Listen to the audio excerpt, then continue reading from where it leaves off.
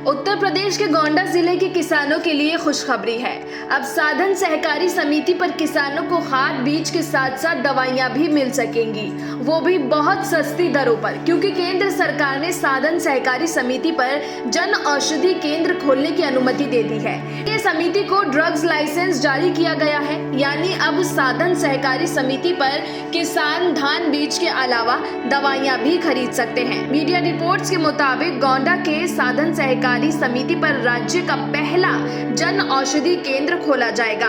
वहीं इस खबर से किसानों के बीच खुशी की लहर है। किसानों का कहना है कि अब उन्हें दवाइयां लेने के लिए मोटी रकम खर्च नहीं करनी पड़ेगी, सस्ती दरों पर ही साधन सहकारी समिति पर दवाइयां मिल जाएंगी, यानी एक पन दो कार्य हो जाएंगे। खाद बीज खरीदने के साथ साथ किसान यहां से दवाइयां भी खरीद लेंगे। खास बात यह है कि साधन सहकारी समितियों की इनकम में भी बढ़ोतरी लाने के लिए केंद्र सरकार ने ये फैसला लिया है। सरकार द्वारा जारी निर्देश में कहा गया कि औषधीय केंद्र खोलने के लिए जिले के 9 साधन सहकारी समितियों ने आवेदन किया था।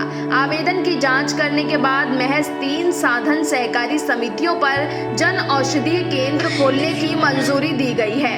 इन समितियों में साधन सहकारी समिति मनकापुर, साधन सहकारी समिति मकसनबा और तरबागंज में साधन सहकारी समिति धमरिया का नाम शामिल है। लाइसेंस मिलते ही साधन सहकारी समिति मसकनबा पर जन औषधि केंद्र खुल गया है। ये का पहला समिति है जो खाद बीज के साथ साथ दवाइयां भी किसानों को बेचेगी।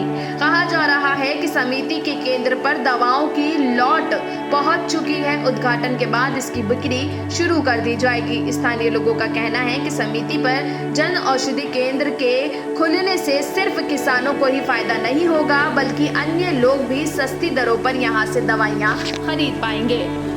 ब्यूरो रिपोर्ट, फसल क्रांति न्यूज।